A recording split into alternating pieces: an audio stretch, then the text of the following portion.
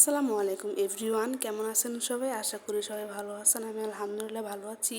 তো আজকে বিকেলে আমি একটা নাস্তা বানাতে গিয়েছিলাম, আর নাস্তাটা বানাতে যে আমার সাথে এমন একটা ঘটনা ঘটবে এটা আসলে আমি কখনো কল্পনাই করতে পারিনি। তো রিসেন্ট ইউটিউবে আমি একটা ভিডিও দেখেছিলাম, একটা নাস্তা রেসিপি। তো ওইটা বানাতে যেয়ে আমার সাথে এমন একটা ঘটনা ঘটবে।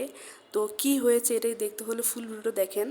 তো আমি যেই নাস্তাটার কথা বলতেছিলাম, এটার নামটা আমার ঠিক জানা নেই, বাট এই নাস্তাটাকে সবাই কোরিয়ান নাস্তা বলে। তো এটা বানাতে হলে আলু লাগবে। তো আমি অনেকদিন ধরেই ভাবছিলাম যে নাস্তাটা আসলে বানাবো, বাট সময়ের কারণে বানানো হচ্ছিল না। তো ভাবলাম যে আজকে বানাই। তো এখানে আলুগুলো আমি ফার্স্ট টাইম ধুয়ে এগুলো সিদ্ধ বসিয়ে দিয়েছিলাম, তারপরে আলুগুলো সিদ্ধ হয়ে গিয়েছিল, তো আমি খোসাগুলো ছাড়িয়ে আলুগুলো ম্যাশ করে নিচ্ছিলাম। তো এই নাস্তাটা আসলে আমার আমার সাথে এখনও এইরকম ঘটনা কখনো ঘটেনি যে কোনো কিছু বানাতে যেয়ে আমি ওটা নষ্ট করে ফেলেছি, বাট হ্যাঁ, আজকে আমি নষ্ট করে ফেলেছি। তো এই ভিডিওটা আমি নিয়ে আসছি। তো কি হয়েছে আমি এটাই বলতেছি। তো এই যে আলুগুলো যে আমি ম্যাশ করেছিলাম, তো এই আলুর সাথে কর্নফ্লাওয়ার অ্যাড করতে হবে। আর আমার যেই মেন যেই প্রবলেমটা যেই সমস্যাটা হয়েছে আর কি, এটা আলুর সাথে আমি যে কর্নফ্লাওয়ারটা অ্যাড করেছিলাম, এটা আলুর পরিমাণে কর্নফ্লাওয়ারটা একেবারেই কম হয়ে গিয়েছে। তো আমার যেটা করতে হতো আলুটা যতটুকু পরিমাণ ছিল, কর্নফ্লাওয়ারটা ঠিক ততটুকু পরিমাণ দেওয়া উচিত ছিল। বাট আমি যেহেতু এটা প্রথম প্রথম বানাতে গিয়েছি, তো আমি এটা আসলে বুঝে উঠতে পারিনি যে এটা আসলে কীভাবে বানাবো।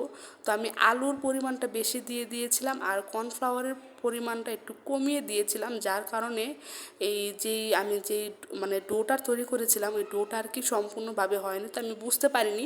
তো ওই যে দেখতেছেন আমি আর কীভাবে বানিয়েছি। তো ডোটা তৈরি করে দেন আমি একটা বোতল নিয়ে নিয়েছিলাম। তো এটা চোখের দেখা, তো বোতল দিয়ে আমি এই জিনিসগুলো বানিয়েছি।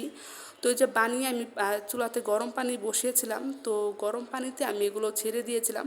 তো আমি এতক্ষণ বুঝতেই পারিনি যে এটা আসলে আমার হয়নি, নষ্ট হয়ে গিয়েছে। তো আমি যখন পানিতে ছেড়েছি, যখন এটা বলক চলে আসছে, তখন আমি আমার সমস্যাটা বুঝতে পেরেছি যে এটা আসলে হয়নি। তো দেখেন কি অবস্থা হয়েছে, এটা আসলে ভেঙে ভেঙে গিয়েছিল, যেহেতু কর্নফ্লাওয়ারটা কম ছিল, আলুর পরিমাণটা বেশি ছিল, যার কারণে জিনিসটা জমেনি।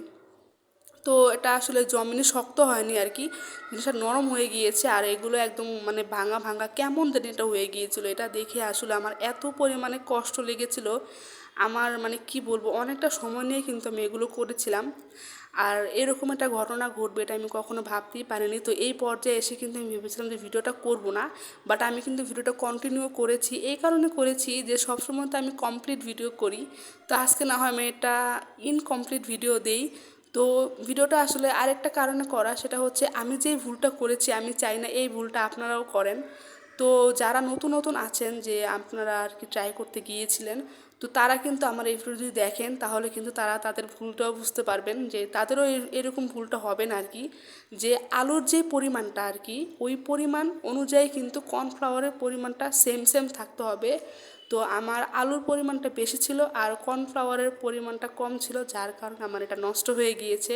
তো আমি কিন্তু তারপর এটা ফেলে দিইনি। আমি আসলে খাবার অপচয় করা একদম পছন্দ করি না। তো আমি কিন্তু এগুলো একদম ঠান্ডা পানিতে ভিজিয়ে আমি অনেক আস্তে আস্তে এগুলো চেষ্টা করেছিলাম শক্ত করার জন্য। আমি ঠান্ডা পানিতে ভিজিয়ে দেন আমি এটা ফ্যানের নিচেও রেখে দিয়েছিলাম শক্ত হওয়ার জন্য, কিন্তু না, এটা হয়নি।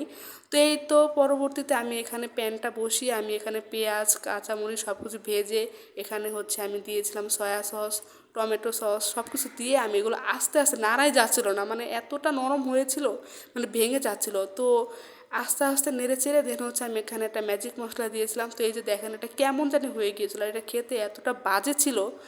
আসলে নিজের এই প্রথম আমি নিজের হাতে কোনো কিছু বানিয়ে নিজেই বাজে বলতেছি, এটা আসলে বলতে অনেক কষ্ট লাগতেছে। তো এটা স্বাদটা বাজে ছিল এই কারণে যে ওই যে বললাম যে আলুর পরিমাণটা বেশি ছিল, কর্নফ্লাওয়ারের পরিমাণটা কম ছিল, যার কারণে এটা আর কি ভালো হয়নি আর কি। তারপরে ভিডিওটা দিলাম আপনাদের সবার জন্য। তো ভিডিওটা কেমন লাগলো অবভিয়াসলি জানাবেন। আর আমি চাই না আপনারা আমার মতো এই ধরনের ভুল করেন। তো যার কারণে ভিডিওটা পুরোটা দেখবেন, তাহলে কিন্তু আপনারা উপকৃত হবেন। তো আসসালামু আলাইকুম।